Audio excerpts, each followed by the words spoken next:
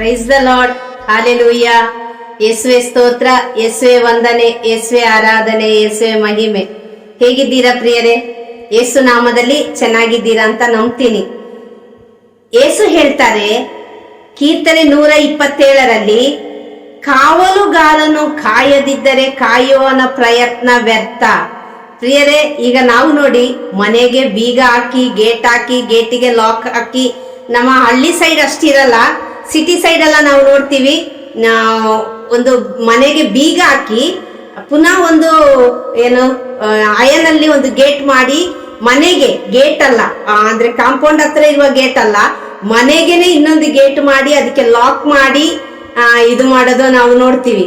Okay, ಆದ್ರೆ ಯೇಸು ಹೇಳ್ತಾರೆ ಕಾವಲುಗಾರನು ಕಾಯದಿದ್ದರೆ ಕಾಯುವನ ಪ್ರಯತ್ನ ವ್ಯರ್ಥ. Price the Lord. Hallelujah, hallelujah. ನಮ್ಮ ಜೀವನವನ್ನು, ನಮ್ಮ ಕುಟುಂಬವನ್ನು, ನಮ್ಮ ಮನೆಯನ್ನು, ನಮ್ಮ ಆಸ್ತಿ ಪಾಸ್ತಿಯನ್ನು ಯೇಸು ಕಾಯಬೇಕು. ಯೇಸು ಕಾಯದಿದ್ದರೆ ಅದು ಎಲ್ಲವೂ ವ್ಯರ್ಥ ವ್ಯರ್ಥ ವ್ಯರ್ಥ, ನಶ್ವರ ನಶ್ವರ ನಶ್ವರ. ನಾವು ಯಾವಾಗಲೂ ವಸ್ತುಗಳಲ್ಲಿ, ವ್ಯಕ್ತಿಗಳಲ್ಲಿ ನಾವು ಭರವಸೆ ಇಡ್ತೀವಿ. ನಾನು ಯಾಕೆ ಹೇಳ್ತಾ ಇದ್ದೀನಿ ಇದಂದ್ರೆ, ಇವತ್ತು ನಾನು ಟಾಕ್ ಕೊಡ್ಲಿಕ್ಕೆ ರೆಡಿ ಆಗುವಾಗ ನನಗೆ ಅನ್ನಿಸ್ತಾ ಇತ್ತು, ಇನ್ನು ಸ್ವಲ್ಪ ದಿನದಲ್ಲಿ ಧ್ಯಾನಕೂಟ ಎಲ್ಲ ಆರಂಭ ಆದ್ರೆ ನಾವು ಬಿಟ್ಟು ಹೋಗ್ತೀವಿ ಮನೆಯೆಲ್ಲ, ಹಸ್ಬೆಂಡು ಇರಲ್ಲ, ನಾನು ಇರಲ್ಲ, ಮಗಳು ವಿದೇಶಕ್ಕೆ ಓದ್ಲಿಕ್ಕೆ ಹೋದ್ಲು, ಇನ್ನು 2 ತಿಂಗಳಲ್ಲಿ ಮಗ ಕೂಡ ಹೋಗ್ತಾನೆ. ಆಗ ಮನೆಗೆ ಒಂದು ಕಾವಲಾಗಿ ಯಾರು ಇರೋದಿಲ್ಲ. ಈಗ 1.5-2 ವರ್ಷದಿಂದ ನಾವೆಲ್ಲ ಮನೆಯಲ್ಲೇ ಇದ್ವಿ ಅಲ್ಲ, ಹಾಗೆ ನಾನು ನೆನ್ಸ್ಕೊಳ್ತಿದ್ದೆ. ಮತ್ತೆ ನಾನು ನೆನೆಸ್ತಿದ್ದೆ, ಈಗ ನಾವಿರುವಂತಹ ಲೇಔಟ್ ಸೆಕ್ಯೂರಿಟಿ ಎಲ್ಲ ಇದ್ದಾರೆ, ಓಕೆ, ಆದ್ರೆ 3rd ಫ್ಲೋರ್ ಹತ್ತಿ ಇಳಿಯಕ್ಕೆ ತುಂಬಾ ಕಷ್ಟ, ವಯಸ್ಸಾಯ್ತಲ್ಲ, ಹಾಗಾಗಿ ಹತ್ತಿ ಇಳಿಯಕ್ಕೆ ತುಂಬಾ ಕಷ್ಟ. ಏನ್ ಮಾಡೋದು, ಒಂದು ಎಲ್ಲಾದ್ರೂ ಬೇರೆ ಕಡೆ ಮನೆ 1st ಫ್ಲೋರ್ ಅಲ್ಲಿ ಅಥವಾ ಗ್ರೌಂಡ್ ಫ್ಲೋರ್ ಹಾಗೆ ನೋಡಿದ್ರೆ, ಇದೇ ತರದ ಸೆಕ್ಯೂರಿಟಿ ವ್ಯವಸ್ಥೆ ಎಲ್ಲ ಇಲ್ಲದಿದ್ರೆ, ಹಾಗೆ ನಾನು ಆಲೋಚನೆ ಮಾಡ್ಕೊಂಡು ತಲೆ ಬಚ್ತಾ ಇದ್ದೆ.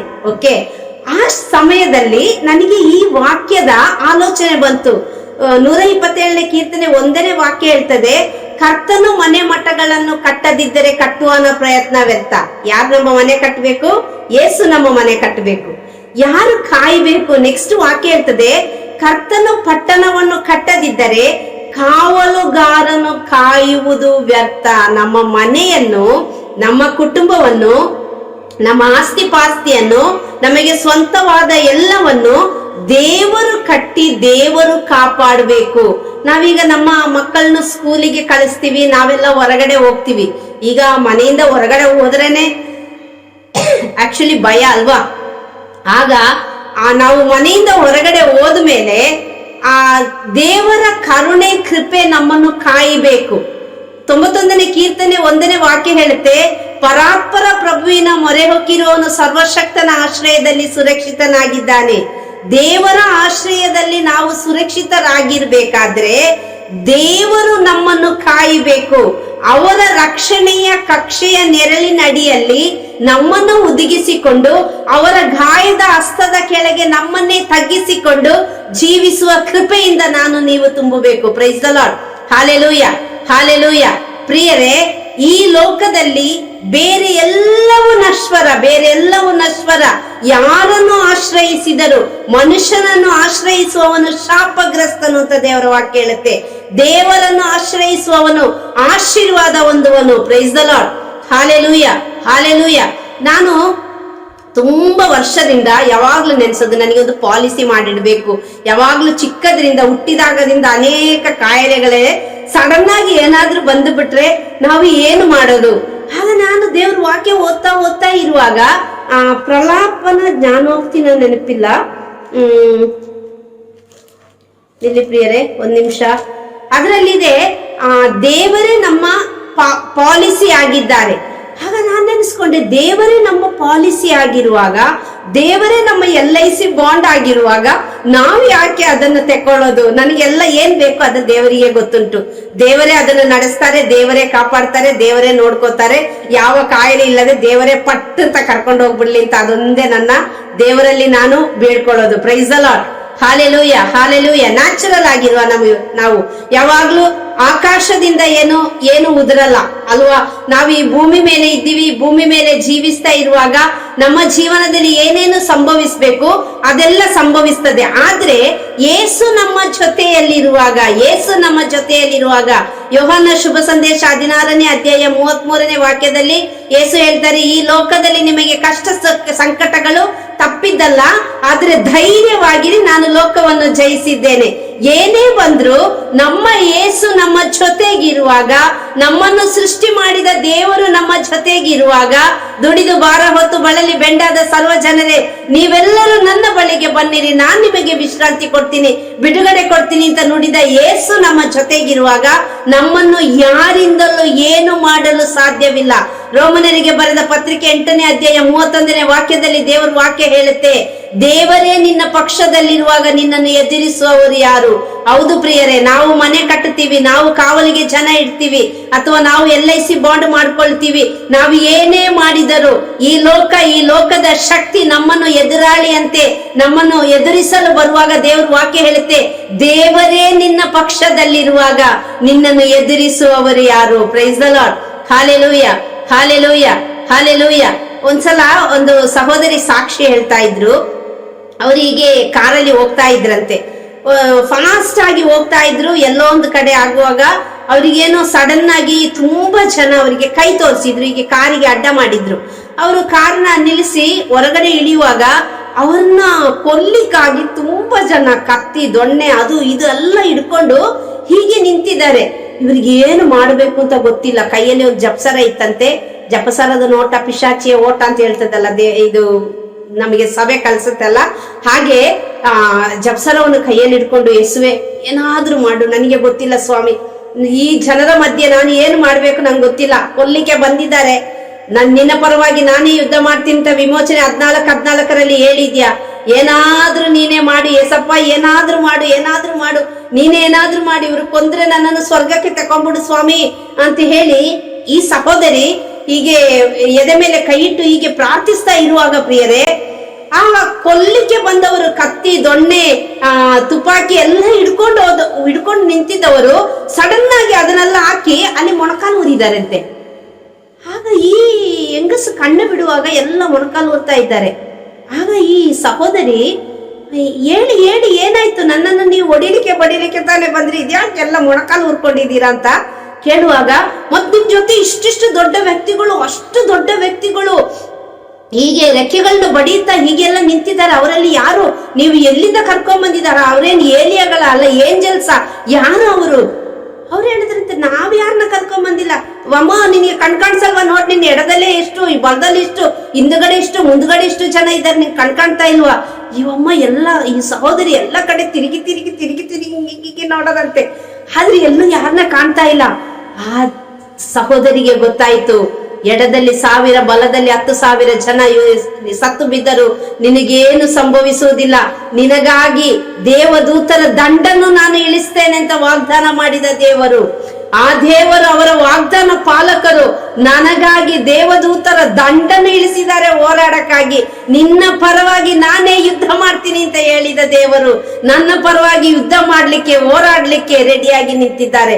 ಇವಳಿಗೆ ಖುಷಿಯೋ ಖುಷಿ, ಇವಳು ಏನು ಮಾತಾಡಿಲ್ಲ, ಕೈಗಳನ್ನ ಮೇಲೆ ಹಾಕಿ ಹಾಲೆಲೂಯ ಹಾಲೆಲೂಯ ಹಾಲೆಲೂಯ ಶಕ್ತವಾಗಿ ಸ್ತುತಿ ಮಾಡುವಾಗ, ಇವಳನ್ನ ಕೊಲ್ಲಕ್ ಬಂದ್ರಲ್ಲ ಅವರು ಮೊಣಕಾಲೂರಿ ಕೈ ಮೇಲೆ ಹಾಕಿ ಹಾಲೆಲೂಯ ಹಾಲೆಲೂಯ ಹಾಲೆಲೂಯ ಹಾಲೆಲೂಯ ಅಂತ ಹೇಳಿದ್ರಂತೆ. ಅದೇ ಸತ್ಯ ದೇವರ, ಜೀವಂತ ದೇವರ, ಜೀವವುಳ್ಳ ದೇವರ ವಾಗ್ದಾನ ಪಾಲಕರು. ಮನುಷ್ಯ ಇವತ್ತು ಪ್ರೀತಿ ಪ್ರೇಮ ಅಂತ ಹೇಳಿ ನಾಟಕ ತೋರಿಸ್ತಾರೆ, ನಾಳೆ ಬದಲಾಗ್ತಾರೆ, ವಾತಾವರಣ ತರ ಬದಲಾಗದ ದೇವರು, ಇಂದು ನಾಳೆಯೋ ನಾಡಿದ್ದು ಎಂದಿಗೂ ಬದಲಾಗದ ದೇವರು ನಮ್ಮ ದೇವರು, ನಮ್ಮೊಂದಿಗೆ ಸದಾ ಇದು ಮುನ್ನಡೆಸುವ ದೇವರು. ಆ ಯೇಸು ನಮ್ಮೊಂದಿಗಿರುವಾಗ, ಅವರು ನಮ್ಮನ್ನು ಕೈ ಹಿಡಿದು ನಡೆಸುವಾಗ ಯಾಕೆ ಭಯಪಡ್ತೀರಾ? ಸಿಂಹಗಳ ಮೇಲೂ ಸರ್ಪಗಳ ಮೇಲೂ, ನಿನ್ನನ್ನು ಪ್ರಾಯದ ಸಿಂಹಗಳ ಮೇಲೆ ಸರ್ಪಗಳ ಮೇಲೆ ನಡೆಯುವಂತೆ ನಾನು ಮಾಡ್ತೀನಿ, ನಿನಗೆ ಏನು ಸಂಭವಿಸಲ್ಲ. ನೀನು ಕಷ್ಟ ದುಃಖ ನೋವು ನಿರಾಶೆ ಸೋಲು ಅಂತ ಹೇಳುವ ನದಿಯ ನೀರಿನ ಮೇಲೆ ನೀನು ಹಾದು ಹೋಗ್ತಾ ಇದ್ರು, ಆ ನದಿ ನೀರು ನಿನ್ನನ್ನು ಮುಳುಗಿಸೋದಿಲ್ಲ. ಬೆಂಕಿ ಜ್ವಾಲೆ ನಡುವೆ ನೀನು ಹಾದು ಹೋಗ್ತಾ ಇದ್ರು, ಆ ಬೆಂಕಿ ಜ್ವಾಲೆ ನಿನ್ನನ್ನು ದಹಿಸೋದಿಲ್ಲ. ನಾನು ಹೆತ್ತ ತಾಯಿಗಿಂತ ಮಿಗಿಲಾಗಿ ಪ್ರೀತಿಸ್ತೀನಿ, ಬೆನ್ನತ್ತಿ ಪ್ರೀತಿ ಮಾಡ್ತೀನಿ. ಕೆಟ್ಟು ಹೋಗಿದ್ದನ್ನು ಹುಡುಕಿ ಬಂದ ದೇವರು ನಾನು. ಆ ದೇವರ ಮಗನು ನಾನಾಗಿರುವಾಗ, ನೀನಾಗಿರುವಾಗ ಯಾಕೆ ಭಯ ಪಡ್ತೀಯ? ಯಾಕೆ ನಿನ್ನ ಮನೆಯ ಆಸ್ತಿ ಪಾಸ್ತಿ ಕೊಳ್ಳೆ ಹೊಡೆದು ಹೋಗುತ್ತೆ, ಅವರು ಹಾಗೆ ಮಾಡ್ತಾರೆ, ಅವರು ಹೀಗೆ ಮಾಡ್ತಾರೆ, ಯಾಕೆ ಭಯ ಪಡ್ತೀಯ? ಯೇಸುವನ್ನು ಕಂಪ್ಲೀಟ್ ಆಗಿ ಯೇಸುವನ್ನು ಆಶ್ರಯಿಸು. ಅವರನ್ನು ಆಶ್ರಯಿಸುವಾಗ ದೇವರ ಮಕ್ಕಳಾದ ನಮಗೆ ಯಾವ ಕೊರತೆಗಳಿಲ್ಲದೆ, ಯಾವ ಭಿನ್ನಮತಗಳಿಲ್ಲದೆ, ಯಾವ ಭೇದ ಭಾವ ಇಲ್ಲದೆ, ಯಾವ ಪಕ್ಷಪಾತ ಇಲ್ಲದೆ ನಮ್ಮನ್ನು ಕಾಯುವ ದೇವರು, ಹಗಲಿರುಳು ನಮ್ಮನ್ನು ನಡೆಸುವ ದೇವರು, ಕೈ ಹಿಡಿದು ನಡೆಸುವ ದೇವರು. ಹೆದರ್ಬೇಡ ಮಗಳೇ, ಹೆದರ್ಬೇಡ ಮಗನೇ, ನಾನಿದ್ದೀನಿ ನಿನ್ ಜೊತೆ ಅಂತ ಹೇಳುವ ದೇವರು. ಆ ದೇವರು ನಮ್ಮ ಜೊತೆ ಇದ್ದಾರೆ ಪ್ರಿಯರೇ. ಸಿಂಹದ ಗುಹೆಯಲ್ಲಿ ದಾನಿಯೇಲನನ್ನು ಕಾಪಾಡಿದ ದೇವರು. ನೆನ್ಸಿ ನೋಡಿ, ಹಸಿದ ಸಿಂಹ ಯಾರನ್ನ ನುಂಗ್ಲಿ ಅಂತ ಕಾಯ್ತಾ ಇರುವಾಗ ಆ ದಾನಿಯೇಲನ ಹಾಕಿ ಕೊಡ್ತಾರೆ. ಆದ್ರೆ ಅದು ಏನು ಮಾಡಲ್ಲ, ದಾನಿಯೇಲ ಏನು ಹೇಳಲ್ಲ, ಸುಮ್ಮನೆ ಪ್ರೇಯರ್ ಮಾಡ್ತಾನೆ. ಅಯ್ಯೋ ನಾನು ನಿಂಗೆ ಹಾಕ್ಬಿಟ್ರಲ್ಲ ಅಂತ ಕಿರ್ಚಲ್ಲ, ಬೊಬ್ಬೆ ಹಾಕಲ್ಲ, ಏನು ಮಾಡಲ್ಲ. ಅವನು ಸುಮ್ಮನೆ ಪ್ರಾರ್ಥಿಸ್ತಾನೆ. ದೇವರ ಕರುಣೆ ಅವನ ಮೇಲೆ ಇಳಿದು ಬಂತು. ಪ್ರಿಯರೇ, ನಿಮ್ಮ ಮೇಲೆ, ನನ್ನ ಮೇಲೆ ದೇವರ ಕರುಣೆ ಇಳಿದು ಬರುತ್ತೆ ಈ ನಿಮಿಷದಲ್ಲಿ. ಯಾಕೆ ಭಯ ಪಡ್ತೀರಾ? ಯೇಸುವನ್ನು ಗಟ್ಟಿಯಾಗಿ ಹಿಡ್ಕೊಂಡ್ಬಿಡಿ. ಬೆಳಿಗ್ಗೆ ಸಾಧಾರಣವಾಗಿ ಎಲ್ಲರೂ ಕೆಲ್ಸಕ್ಕೆ ಹೋಗ್ಬೇಕಾದ್ರೆ ಲೇಡೀಸ್ ಒಂದು 5 ಗಂಟೆಗೆಲ್ಲ ಹೇಳ್ಬೇಕು. ಒಂದು 1/4 ಗಂಟೆ ಮುಂಚೆ, ಒಂದು ಅರ್ಧ ಗಂಟೆ ಮುಂಚೆ ಬೇಗ ಹೇಳಿ. ಎದ್ದು ಮೊಣಕಾಲೂರಿ ಪ್ರಾರ್ಥಿಸಿ, ಕೈ ಮೇಲೆ ಹಾಕಿ ಸ್ತುತಿ ಮಾಡಿ. ನಿಮ್ಮ ಕುಟುಂಬವನ್ನು, ನಿಮ್ಮ ಮನೆಯನ್ನು, ನಿಮ್ಮ ಮಕ್ಕಳನ್ನು, ನಿಮ್ಮ ಬಾಳ ಸಂಗಾತಿಯನ್ನು, ನಿಮ್ಮ ಆಸ್ತಿ ಪಾಸ್ತಿಯನ್ನು ಸಮರ್ಪಿಸಿ ಸ್ತುತಿ ಮಾಡಿ ಪ್ರಾರ್ಥಿಸಿ. ದೇವರು ನೋಡ್ಕೊಳ್ತಾರೆ. ಯಾವ ಮನುಷ್ಯನ ಹಿಂದೆ ಓಡಬೇಡಿ. ಯಾವ ಮನುಷ್ಯನ ಬಳಿ ಅವರು ಫೋನ್ ಎತ್ತಿಲ್ಲ, ಇವರು ಫೋನ್ ಎತ್ತಿಲ್ಲ, ಅವ್ರು ನಿಮಗಾಗಿ ಪ್ರೇಯರ್ ಮಾಡಿಲ್ಲ, ಇವ್ರು ನಿಮಗಾಗಿ ಪ್ರೇಯರ್ ಮಾಡಿಲ್ಲ. ನೋ, ಯೇಸುವಿನ ಹಿಂದೆ ಓಡಿ ತಕ್ಕ ಸಮಯದಲ್ಲಿ ಯೇಸು ನಿಮ್ಮನ್ನು ಮೇಲೆ ಕೆತ್ತುತ್ತಾರೆ. ಅವರಿಗೆ ಗೊತ್ತುಂಟು, ನೀನು ಯೇಸುವಿನ ಕಂದ, ನೀನು ಯೇಸುವಿನ ಮುತ್ತು ಮಗು ನೀನು. ಅವರಿಗೆ ಗೊತ್ತುಂಟು ನೀನು ಏನಾಗ್ಬೇಕು, ನಿನ್ನ ಮಕ್ಕಳು ಏನಾಗ್ಬೇಕು, ನಿನ್ನ ಕುಟುಂಬ ಏನಾಗ್ಬೇಕು. ಅವರಿಗೆ ಗೊತ್ತುಂಟು ಪ್ರಿಯರೇ, ಅವರಿಗೆ ಗೊತ್ತುಂಟು. ಅವರನ್ನು ಗಟ್ಟಿಯಾಗಿ ಹಿಡ್ಕೊಂಡ್ಬಿಡಿ. ಮನುಷ್ಯನ್ ತರ ಅಲ್ಲ ಅವರು. ಅವರ ಕೈಯಲ್ಲಿ ಕೈ ಪೋಣಿಸಿ ಹೀಗೆ ಹಿಡ್ಕೊಂಡ್ಬಿಡಿ. ಅವ್ರು ನಿಮ್ಮನ್ನು ಕೈ ಬಿಡಲ್ಲ. ಈ ಮಂಗದ ಮರಿ ನೋಡಿ, ಮರದಿಂದ ಮರಕ್ಕೆ ಹಾರುವಾಗ ಆ ತಾಯಿ ಮಂಗ ಆಡ್ತಾನೆ ಇರುತ್ತೆ. ಆ ಕಡೆ ಒಂದ್ಸಲ, ಈ ಕಡೆ ಒಂದ್ಸಲ, ಆ ಮರಕ್ಕೊಂದ್ಸಲ, ಈ ಮರಕ್ಕೊಂದ್ಸಲ ಆಡ್ತಾನೆ ಇರುತ್ತೆ.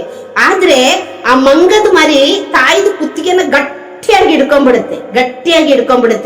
ಅದೇ ರೀತಿಯಲ್ಲಿ ನಾನು ನೀವು ಯೇಸುವನ್ನು ಗಟ್ಟಿಯಾಗಿ ಹಿಡ್ಕೊಂಡ್ಬಿಡ್ಬೇಕು. ಆ ಒಂದು ಹಿಡಿತದಿಂದ ನಾವು ಹೊರಗಡೆ ಬರಬಾರ್ದು. ನಾವಾಗ ನಮ್ಮ ಪ್ರಾರ್ಥನೆ ಜೀವನ ಕಮ್ಮಿ ಆಗುತ್ತೆ. ಯಾವಾಗ ನಾವು ದೇವರಿಂದ ದೂರ ಹೋಗ್ತೀವಿ, ಆಗಲೇ ನಮ್ಮ ಜೀವನದಲ್ಲಿ ಈ ಎಲ್ಲ ಕುಂದುಕೊರತೆಗಳು, ಭಯ ಭೀತಿಗಳು, ಸೋಲುಗಳು, ನಿರಾಶೆಗಳು, ವೇದನೆಗಳು, ಚುಚ್ಚು ಮಾತುಗಳು ಎಲ್ಲ ಬರದು.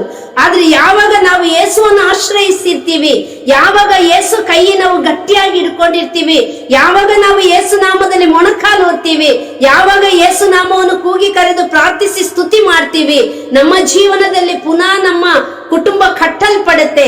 ಆಗ ನಮ್ಮ ಕುಟುಂಬವನ್ನು ಯೇಸು ನಡೆಸಲ್ಪಡ್ತಾರೆ. ಆಗ ನಮ್ಮ ಕುಟುಂಬ ಆಶೀರ್ವದಿಸಲ್ಪಡುತ್ತೆ. ಆಗ ನಮ್ಮ ಕುಟುಂಬಗಳಲ್ಲಿರುವ ಎಲ್ಲ ಕೊರತೆಗಳು, ಬಲಹೀನತೆಗಳು ಯೇಸು ನಾಮದಲ್ಲಿ ಬಿಟ್ಟು ಹೋಗ್ತಾ ಇರ್ತದೆ. Price the Lord. ಹಾಲೆಲೂಯ. ಒಂದು ವಿಷಯ ನಾನು ಹೇಳಲೇಬೇಕು ಪ್ರಿಯರೇ, ಯೇಸು ನಮ್ಮನ್ನು ಆಶೀರ್ವದಿಸ್ತಾರೆ. ಓಕೆ, ಅದರಲ್ಲಿ ಯಾವ ಡೌಟ್ ಇಲ್ಲ. 100% ಯೇಸು ನಮ್ಮನ್ನು ಆಶೀರ್ವದಿಸ್ತಾರೆ. ಆದ್ರೆ ನಾವು ಏನು ಕೆಲಸ ಮಾಡ್ತೀವೋ ಅದನ್ನ ಪ್ರಾಮಾಣಿಕತೆಯಿಂದ ಮಾಡ್ಲಿಕ್ಕೆ ನಾವು ಕಲಿಬೇಕು. ಏನು ಮಾಡ್ಲಿಕ್ಕೆ ಕಲಿಬೇಕು? ಸ್ವಲ್ಪ ಕಷ್ಟ ಆದ್ರೂ ಸಹ ಪ್ರಾಮಾಣಿಕತೆಯಿಂದ ಸುಮ್ಮನೆ ಕೆಲಸ ಜಾಗಕ್ಕೆ ರಜಾ ಹಾಕಂಗಿಲ್ಲ. ಓಕೆ, ಸುಮ್ಮನೆ ಕೆಲಸದ ಜಾಗದಲ್ಲಿ ಹೋಗಿ ಟೈಮ್ ಪಾಸ್ ಮಾಡಂಗಿಲ್ಲ. ನಿಮ್ಮ ಓನರ್ ಇರ್ಲಿ, ಓನರ್ ಇಲ್ಲದಿರ್ಲಿ, ನಿಮ್ಮನ್ನು ನೋಡುವವರಿರ್ಲಿ, ನೋಡದಿರುವವರಿರ್ಲಿ, ಸಾವಿರ ಸೂರ್ಯರಿಗಿಂತ ಪ್ರಕಾಶವುಳ್ಳ ದೇವರ ಕಣ್ಣುಗಳು ನಿನ್ನನ್ನು ಸದಾ ನೋಡುತ್ತಿರುವಾಗ, ಸದಾ ವೀಕ್ಷಿಸುತ್ತಿರುವಾಗ, ಯಾವ ಓನರ್ ನಮ್ಮನ್ನು ನೋಡದಿದ್ರು, ಯಾರು ನಮ್ಮನ್ನು ನೋಡದಿದ್ರು, ಯೇಸು ನಮ್ಮನ್ನು ನೋಡ್ತಾರೆ. ಯಾರು ನೋಡ್ತಾರೆ? ಯೇಸು ನಮ್ಮನ್ನು ನೋಡ್ತಾರೆ. Price the lord.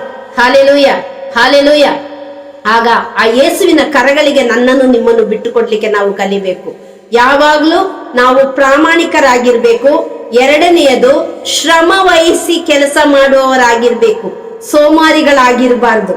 ಓಕೆ, ಈಗ ನಾವು ಮನೆಯಲ್ಲಿರುವಾಗ ನಮಗೆ ಸಹ ಅನ್ನಿಸ್ತದೆ ಕೆಲವೊಮ್ಮೆ ಆ ರೀತಿಯಲ್ಲಿ.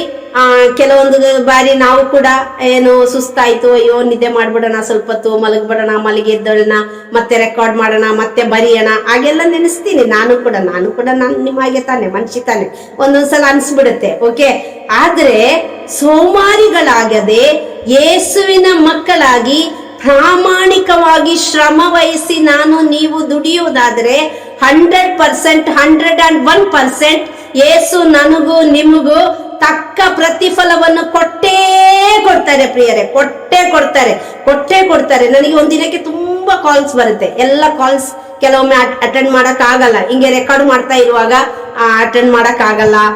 ಮತ್ತೆ ಕೆಲವೊಮ್ಮೆ ಬರಿತಾ ಇರ್ತೀನಿ, ಸೈಲೆಂಟ್ ಮಾಡಿಟ್ಟು ಬಿಡ್ತೀನಿ. ಕೆಲವೊಮ್ಮೆ ಕೆಲಸ ಇರುತ್ತೆ. ನಾನು ಕೂಡ ಒಂದು ತಾಯಿ, ಒಂದು ಹೆಂಡತಿ, ಕುಟುಂಬದಲ್ಲಿರುವವಳು. ಓಕೆ, ಆಗ ನನಗೂ ಕೆಲಸ ಇರುತ್ತೆ, ಆಗ ಸೈಲೆಂಟ್ ಮಾಡಿಟ್ಟಿರ್ತೀನಿ. ಆಗ ಕಾಲ್ ಮಾಡೋದಾಗ ಎಲ್ಲೋದ್ರಿ ಮಂಜುಳಾ ಜಾಯ್ಸಸ್ರಿ, ಯಾಕೆ ನಮ್ ಕಾಲ್ ಎತ್ತಿಲ್ಲ? ಎಲ್ಲ ಬೇಜಾರು ಮಾಡ್ಲಿಕ್ಕಿಲ್ಲ, ನೀವು ಕಾಲ್ ಮಾಡ್ಬೇಕಾಗಿದ್ದು ಯೇಸುವಿಗೆ. ದೇವರ ವಾಕ್ಯವನ್ನು ಓದಿ ಆ ವಾಕ್ಯವನ್ನು ಗಟ್ಟಿಯಾಗಿ ಹಿಡ್ಕೊಂಡು ಏಸಪ್ಪ ಏಸಪ್ಪ ಅಂತ ಕರೆದು ಕಾಲ್ ಮಾಡ್ಬೇಕಾಗಿದ್ದು ಯೇಸುವಿಗೆ, ಮನುಷ್ಯರಿಗೆಲ್ಲ. ಯಾವ ಮನುಷ್ಯರ ಹಿಂದೆ ಓಡಬೇಡಿ. 1 ದಿನ, 2 ದಿನ, 3 ದಿನ, 4 ದಿನ ನಿಮ್ಮ ನನ್ನ ದುಃಖಗಳನ್ನು, ಕಷ್ಟಗಳನ್ನು ಕೇಳುವ ಮನುಷ್ಯರು 5ನೇ ದಿನ ನಾವು ನಮ್ಮನ್ನು ನೋಡಿದ ತಕ್ಷಣ ಪ್ರಾಬ್ಲಮ್ ಬಂದ್ರು ಅಂತೇಳಿ ದಾರಿ ಬದಲಾಯಿಸಿ ಓಡುವವರಾಗಿರ್ತಾರೆ ಮನುಷ್ಯರು. ಹಾಗಾಗಿ ಮನುಷ್ಯರ ಹಿಂದೆ ಓಡಬೇಡಿ, ಯೇಸುವಿನ ಹಿಂದೆ ಓಡಿ. ಪುನಃ ಒತ್ತಿ ಹೇಳ್ತಾ ಇದ್ದೀನಿ, ಯೇಸು ನಾಮವನ್ನು ಕೂಗಿ ಕರೆದು ಪ್ರಾರ್ಥಿಸಿ, ಯೇಸು ನಾಮದಲ್ಲಿ ಕೆಲಸ ಮಾಡಿ, ಯೇಸು ನಾಮದಲ್ಲಿ ಪ್ರಾಮಾಣಿಕರಾಗಿರಿ, ಯೇಸು ನಾಮದಲ್ಲಿ ಶ್ರಮ ವಹಿಸಿರಿ, ಯೇಸು ನಾಮದಲ್ಲಿ ಪ್ರವರ್ತಿಸಿರಿ, ಯೇಸು ನಾಮದಲ್ಲಿ ಸೇವೆ ಮಾಡಿರಿ, ಯೇಸು ನಾಮದಲ್ಲಿ ದುಡಿಯಿರಿ. 100% ಯೇಸು ಅದಕ್ಕೆ ಬೇಕಾದ ಪ್ರತಿಫಲ ಕೊಟ್ಟೇ ಕೊಡ್ತಾರೆ. Price the lord.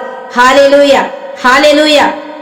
ಪ್ರಿಯರೇ, ಒಂದು ಕುಟುಂಬ ನನಗೆ ಗೊತ್ತುಂಟು, ತುಂಬಾ ಕಷ್ಟದಲ್ಲಿದ್ರು. ಓಕೆ, ಯಾವಾಗ್ಲೂ ಕಷ್ಟ ಅಂತ ಹೇಳ್ಕೊಳ್ಳೋದು. ಆದ್ರೆ ಇಬ್ಬರು ಗಂಡ ಹೆಂಡತಿ ಕೆಲ್ಸಕ್ಕೆನೆ ಹೋಗಲ್ಲ. ಹೊಟ್ಟೆ ತುಂಬುತ್ತಾ? ಮಕ್ಕಳ ಫೀಸ್ ಕಟ್ಟಕ್ಕಾಗತ್ತಾ? ಮತ್ತೆ ನಮ್ಮ ಹತ್ರ ಹೇಳೋದು, ಸಿಸ್ಟರ್ ಯಾರಾದ್ರೂ ಸ್ವಲ್ಪ ಹೆಲ್ಪ್ ಮಾಡಿದ್ರೆ ಸ್ವಲ್ಪ ನನಗೆ ಹೆಲ್ಪ್ ಮಾಡಿಸಿ. 1 ವರ್ಷ ಏನೋ ಸ್ವಲ್ಪ ಯಾರೋ ಆಗ ಚೆನ್ನಾಗಿತ್ತು, ಈಗ ಕೇಳಬೇಡಿ. ಈಗ ಯಾರ ಹತ್ರ ಉಪ್ಪಿನಕಾಯಿ ಹಾಕಕ್ಕೆ ಸಹ ದುಡ್ಡಿಲ್ಲ, ಕೊರೋನಾ ಬಂದಾದ್ಮೇಲೆ. ಓಕೆ, ಎಲ್ಲೋ ಒಂದು ಆಗ ಕೊರೋನಾ ಎಲ್ಲ ಬರುವ ಮೊದ್ಲು, ನೋಟ್ ಬ್ಯಾನ್ ಎಲ್ಲ ಆಗುವ ಮೊದ್ಲು ಸ್ವಲ್ಪ ಅಲ್ಲಿ ಕೇಳಿದ್ರೆ ಕೊಡ್ತಿದ್ರು ಯಾರಿಗಾದ್ರೂ ಸಹಾಯ ಮಾಡ್ಲಿಕ್ಕೆ. ಹಾಗೆ ಯಾರ ಹತ್ರನ ಕೇಳಿ ಆ ಕುಟುಂಬಕ್ಕೆ ಸ್ವಲ್ಪ ಸಹಾಯ ಮಾಡಿದ್ವಿ. ಫೀಸ್ ಕಟ್ಟಿದ್ರು, ಮಕ್ಕಳದು 2-3 ತಿಂಗಳು ಬಾಡಿಗೆ ಕಟ್ಟಿರ್ಲಿಲ್ಲ, ಸ್ವಲ್ಪ ಬಾಡಿಗೆ ಕಟ್ಟಿದ್ರು. ನಾವೇ ಒಂದು 2 ತಿಂಗಳಿಗಿರುವಷ್ಟು ರೇಷನ್ ಎಲ್ಲ ಅರೇಂಜ್ ಮಾಡಿ ಕೊಟ್ವಿ. ಓಕೆ, 2-3 ತಿಂಗಳಾದ್ಮೇಲೆ ಪುನಃ ಅದೇ ಗೋಳು, ಸಿಸ್ಟರ್ ಯಾರಾದ್ರೂ ಸಹಾಯ ಮಾಡ್ಲಿಕ್ಕಿದ್ರೆ ಸಹಾಯ ಹೇಳಿ. ನಾನು ಕೇಳಿದೆ, ನಿಮ್ಮ ಮನೆಯಲ್ಲಿದ್ದೆ? ಅವ್ರು ಹೇಳಿದ್ರು ಇಂಥ ಜಾಗದಲ್ಲಿದ್ದೆ. ನಾನು ಹೇಳಿದೆ, ನಾ ಬರ್ತೀನಿ ನಿಮ್ಮ ಮನೆ ಹತ್ರ, ನನಗೆ ನಿಮ್ಮ ಹತ್ರ ಸ್ವಲ್ಪ ಮಾತಾಡ್ಲಿಕ್ಕೆ ಉಂಟು. ಆಯ್ತು ಅಂತ ಹೇಳಿದ್ರು. ಮನೆ ಹತ್ರ ಹೋಗುವಾಗ ಇಬ್ರು ಇದ್ದಾರೆ. ನಾನು ಅವ್ರ ಗಂಡನ ಹತ್ರ ಕೇಳಿದೆ, ಏನ್ ಕೆಲಸ ಮಾಡ್ತೀರಾ? ಅವ್ರು ಹೇಳಿದ್ರು, ನಾನು ಡ್ರೈವಿಂಗ್ ಕೆಲಸ ಮಾಡ್ತೀನಿ. ಎಷ್ಟು ದಿನ ಆಯ್ತು ಹೋಗಿ? ಸಿಸ್ಟರ್ ಹತ್ರ 1 ವರ್ಷ ಆಯ್ತು ಡ್ರೈವಿಂಗ್ಗೆ ಹೋಗೇ ಇಲ್ಲ. ಯಾಕೆ ಹೋಗಿಲ್ಲ ಕೇಳಿದೆ. ಅವ್ರು ಹೇಳಿದ್ರು, ಇದು ಲೈಸೆನ್ಸ್ ಎಕ್ಸ್ಪೈರಿ ಆಗ್ಬಿಟ್ಟಿದೆ. ನಾನು ಹೇಳಿದೆ, ಮನೆ ಫೀಸ್ ಕಟ್ಟಕ್ಕೆ, ಮನೆ ಬಾಡಿಗೆ ಕಟ್ಟಕ್ಕೆ, ಮನೆ ರೇಷನ್ಗೆ, ಎಲ್ಲದಕ್ಕೂ ಬೇರೆಯವ್ರ ಹತ್ರ ಕೇಳ್ಕೊಡಿ ಅಂತ ಕೇಳ್ತೀರಲ್ಲ, ಅದ್ರಲ್ಲಿ ಒಂದು ಇಷ್ಟಿದ್ರೆ ಸಾಕು, 3,000-3,500 ಸಾಕು ಒಂದು ಲೈಸೆನ್ಸ್ ರಿನ್ಯೂವಲ್ ಮಾಡಿಸ್ಕೊಳಕ್ಕೆ. ಅದು ಮಾಡಿಸ್ಕೊಳಕ್ಕೆ ಬರಲ್ವಂತ ಸರ್ರಿ ಬೈದೆ ಗಂಡ ಹೆಂಡತಿಗೆ. ಹೆಂಡತಿ ಹತ್ರ ಹೇಳಿದೆ, ಬೇರೆಯವರ ಹತ್ರ ಕೇಳಿ ನಾವು ನಮ್ಮ ಮಕ್ಕಳನ್ನ ಸಾಕೋದಕ್ಕಿಂತ ನೀವು ಒಂದು ಮನೆ ಕೆಲಸ ಮಾಡಿ ಆದ್ರೂ ನೀವು ಬದುಕಿ. ಓದಿದಾಳೆ ಹುಡುಗಿ, 12ನೇ ಕ್ಲಾಸ್ ತನಕ ಓದಿದಾಳೆ. ನಾನು ಹೇಳಿದೆ, ಎಲ್ಲಾದ್ರೂ ಒಂದು ಕಡೆ ಒಂದು ನರ್ಸರಿ ಸ್ಕೂಲಿಗೆ ಟೀಚರ್ ಆಗಿ ಹೋದ್ರು ಕೂಡ ನಿನಗೆ ಒಂದು 7-8 ಸಾವಿರ, ಒಂದು 10 ಸಾವಿರದೊಳಗೆ ಸ್ಯಾಲರಿ ಸಿಗುತ್ತೆ. ಹಾಗಾಗಿ ನಾನಿಬ್ಬರನ್ನ ಕೂತು ಮಾತಾಡಿಸಿ ಪ್ರಾರ್ಥಿಸಿ ಬಂದ ಮೇಲೆ ಇಬ್ಬರಿಗೆ ಏನು ಜ್ಞಾನೋದಯ ಆಯ್ತು ಗೊತ್ತಿಲ್ಲ. ನಾನು ಹೇಳಿದೆ ಅಲ್ಲ, ಆಗ ಯಾರ ಹತ್ರ ಆದ್ರೂ ಕೇಳಿದ್ರೆ ಅಲ್ಪ ಸ್ವಲ್ಪ ದುಡ್ಡು ಕೊಡ್ತಾ ಇದ್ರು. ಹಾಗಾಗಿ ಆ ಲೈಸೆನ್ಸ್ಗಿರುವ ದುಡ್ಡನ್ನ ಅರೇಂಜ್ ಮಾಡಿ ಕೊಟ್ವಿ. ಆ ಲೈಸೆನ್ಸ್ ಮಾಡಿದ್ರು, ಇಬ್ರು ದುಡಿದ್ರು. ಪ್ರಿಯರೇ, ನಿಜ ಹೇಳ್ತೀನಿ, ಅದಾದ್ಮೇಲೆ ಅವರಿಬ್ಬರು ಸಹ ಎಷ್ಟು ಉದ್ಧಾರ ಆಗ್ಬಿಟ್ರಂದ್ರೆ, ಇನ್ನೊಬ್ಬರಿಗೆ ಕೊಡುವಷ್ಟರ ಮಟ್ಟಿಗೆ ಒಂದು 3-4 ವರ್ಷ ಆದ್ಮೇಲೆ ನಾನು ಅವ್ರನ್ನ ನೋಡ್ತೀವಿ, ಸ್ವಂತ ಬೇಕರಿ ಹಾಕೊಂಡ್ಬಿಟ್ಟಿದ್ದಾರೆ. ಅವಮ್ಮ ಮಕ್ಕಳನ್ನ, ಇನ್ನೊಂದು ಮಗು ಆಯ್ತು. ನಾನು ನೋಡುವಾಗ 2 ಮಕ್ಳಿದ್ರು, ಇನ್ನೊಂದು ಮಗು ಆಯ್ತು, 3ನೇ ಮಗು ಆಯ್ತು. ಅವರಿಗೆ ಒಳ್ಳೆ ಇನ್ಕಮ್. ಅವರ ಆಟೋನ ಬಾಡಿಗೆಗೆ ಬಿಟ್ಟಿದ್ರು, ಅವರ ಕಾರ್ನ ಊಬರಿಗೆ ಓಲಾಗೆ ಬಿಟ್ಟಿದ್ರು, ಸ್ವಂತ ಏನ್ ಹೇಳೋದು ಬೇಕರಿ ಮಾಡಿದ್ರು. ಆ ಲೇಡಿ ಹತ್ರ ಹೇಳಿದ್ರು, ಅವ್ರ ಹೆಂಡತಿ ಹತ್ರ ಹೇಳಿದ್ರು, ನೀನ್ ಇನ್ನು ಮುಂದೆ ಕೆಲ್ಸಕ್ಕೆ ಹೋಗ್ಬೇಡ, ನೀನು ಮಕ್ಕಳನ್ನ ನೋಡ್ಕೊಂಡು ಮನೆಯಲ್ಲೇ ಇರು ಅಂತ ಇನ್ಕಮ್. ನಾನು ಹೇಳಿದೆ, ಯೇಸು ನಾಮದಲ್ಲಿ ದುಡೀರಿ ನೀವು, ಯೇಸು ನಾಮದಲ್ಲಿ ಪ್ರಾರ್ಥಿಸಿ ನೀವು, ಯೇಸು ನಾಮದಲ್ಲಿ ಜೀವನ ನಡೆಸಿ ನೀವು, ಯೇಸು ನಾಮದಲ್ಲಿ ಕುಟುಂಬವನ್ನು ನಡೆಸಿ. ಯೇಸು ನಿಮ್ಮ ಕುಟುಂಬವನ್ನು ಕಟ್ಟುತ್ತಾರೆ, ಯೇಸು ನಿಮ್ಮ ಕುಟುಂಬವನ್ನು ಕಾಪಾಡ್ತಾರೆ, ಯೇಸು ನಿಮ್ಮ ಕುಟುಂಬವನ್ನು ಕಾಯ್ತಾರೆ. ಅವ್ರು ಹೇಳಿದ್ರು, ಹೌದು ಸಿಸ್ಟರ್, ನೀವ್ ಹೇಳಿದ್ರು 100% ಸರಿ. ನಾವು ದುಡಿಬೇಕು. ದೇವರು ನಮಗೆ ಕಾಳು ಕೊಟ್ಟಿದ್ದಾರೆ. ಆ ಬಾಲಕ ನೋಡಿ 2 ರೊಟ್ಟಿ 5 ಮೀನನ್ನು ಯೇಸುವಿನ ಕೈಗೆ ಕೊಟ್ಟಾಗ ಯೇಸು ಅದನ್ನು ಆಶೀರ್ವದಿಸಿ 5,000 ಮಂದಿ ಗಂಡಸರಿಗೆ ಮಾತ್ರ ಉಣಬಡಿಸಿದ್ರು. ಆ ಇದ್ದಿದ್ದನ್ನು ಕೊಟ್ಟಿದಾಗ ನಮ್ಮಲ್ಲಿರುವ ಟ್ಯಾಲೆಂಟ್, ನಮಗೆ ಗೊತ್ತಿರುವ ಕೆಲಸ ಕಾರ್ಯಗಳನ್ನು ನಾವು ಪ್ರಾಮಾಣಿಕತೆಯಿಂದ ಯೇಸು ನಾಮದಲ್ಲಿ ಮಾಡಿದಾಗ, ಶ್ರಮ ವಹಿಸಿ ಯೇಸು ನಾಮದಲ್ಲಿ ಮಾಡಿದಾಗ ನಮಗೆ ದೇವರು ತಕ್ಕ ಪ್ರತಿಫಲವನ್ನು ಸ್ವರ್ಗದ ದ್ವಾರ ತೆರೆದು ತುಂಬಿ ತುಳುಕಿ ಅದುಮೆ ಕುಲುಕಿ ನನ್ನ ನಿಮ್ಮ ಮಡಿಲಿಗೆ ಸುರಿಸ್ತಾರೆ. ಅದರಲ್ಲಿ ಯಾವ ಡೌಟು ಇಲ್ಲ. 100% ಯೇಸು ನಿನ್ನ ಕುಟುಂಬವನ್ನು ಕಾಯ್ತೀನಿ ಅಂತ ಹೇಳಿದ್ಮೇಲೆ ಕಾಯ್ತಾರೆ. ಯೇಸು ನಿಮ್ಮ ಕುಟುಂಬವನ್ನು ಕಟ್ಟುತ್ತೀನಿ ಅಂತ ಹೇಳಿದ್ಮೇಲೆ ಕಟ್ಟುತ್ತಾರೆ. ಯೇಸು ನಿನ್ನ ಪರವಾಗಿ ನಾನು ಯುದ್ಧ ಮಾಡ್ತೀನಿ ಅಂತ ಹೇಳಿದ್ಮೇಲೆ ಯುದ್ಧ ಮಾಡ್ತಾರೆ. ನಿನ್ನ ಪರವಾಗಿ ನಾನು ನಿಲ್ತೀನಿ ಅಂತ ಹೇಳಿದ್ಮೇಲೆ ಯೇಸು ನಿಲ್ತಾರೆ. ಹೆದರಕ್ ಹೋಗ್ಬೇಡಿ, ಭಯಪಡಕ್ ಹೋಗ್ಬೇಡಿ, ಅಂಚಕ್ ಹೋಗ್ಬೇಡಿ. ಯೇಸುವನ್ನು ಗಟ್ಟಿಯಾಗಿ ಇಟ್ಕೊಳ್ಳಿ. ಕಣ್ಣುಗಳನ್ನ ಮುಚ್ಚಿ ಎದೆ ಮೇಲೆ ಕೈ ಇಟ್ಟು, ಯೇಸುವೆ ಸ್ತೋತ್ರ, ವಂದನೆ, ಆರಾಧನೆ, ಮಹಿಮೆ ಸ್ವಾಮಿ. ಯೇಸು ನಾಮದಲ್ಲಿ ಎಲ್ಲ ಕೇಡು ಕೆಟ್ಟದುಗಳು ಬಿಟ್ಟು ಹೋಗಲಿ, ಪರಲೋಕದ ಶಕ್ತಿಯಿಂದ ತುಂಬುವಂತಾಗಲಿ ಸ್ವಾಮಿ. ಪರಿಶುದ್ಧಾತ್ಮರ ಅಭಿಷೇಕ ಹಿಡಿದು ಬರಲಿ. ಈ ವೇಳೆಯಲ್ಲಿ ಯಾರಿಗೆಲ್ಲ ನಮ್ಮ ಪ್ರಾರ್ಥನೆ ಅವಶ್ಯಕತೆ ಇದೆಯೋ ಅಲ್ಲೆಲ್ಲ ಹೋಗಿ ನಮ್ಮ ಪ್ರಾರ್ಥನೆ ತಲುಪಲಿ. ಯೇಸುವೆ ನಿಮ್ಮ ಕರುಣೆಗಾಗಿ ಸ್ತೋತ್ರ. ಯೇಸುವೆ ಮನೆ ಮಠ ಇಲ್ಲದವರು, ಯೇಸುವೆ ನಿಮ್ಮ ಕರುಣೆಯಿಂದ ಮನೆಯ ಸೌಭಾಗ್ಯ ಸಿಕ್ಕುವುದಕ್ಕಾಗಿ ಸ್ತೋತ್ರ. ಯೇಸುವೆ ಕಷ್ಟದಲ್ಲಿ ನೋವಿನಲ್ಲಿ ನರಳುತ್ತಿರುವವರು, ಯೇಸುವೆ ನಿಮ್ಮ ಕರುಣೆ ಹಿಡಿದು ಬರಲಿ ಸ್ವಾಮಿ. ಸಹಾಯ ಹಸ್ತ ಹಿಡಿದು ಬರಲಿ ಯೇಸುವೆ. ವಿಶೇಷವಾಗಿ ನೋವುಗಳಿಂದ, ವೇದನೆಗಳಿಂದ, ಭಯ ಭೀತಿಗಳಿಂದ ತುಂಬಿದವರು, ನಿರಾಶೆಯಿಂದ ತುಂಬಿದವರು, ಯೇಸುವೆ ಏಕಾಂಗಿತನದಿಂದ ತುಂಬಿದವರು, ನಿಮ್ಮ ಜೀವ ಹಸ್ತವನ್ನು ಆ ಮಕ್ಕಳ ಮೇಲೆ ಚಾಚುವುದಕ್ಕಾಗಿ ಸ್ತೋತ್ರ. ಯೇಸುವೆ ಬಿಡುಗಡೆ ಮಾಡುವುದಕ್ಕಾಗಿ ಸ್ತೋತ್ರ. ಅಭಿಷೇಕಿಸುವುದಕ್ಕಾಗಿ ಸ್ತೋತ್ರ.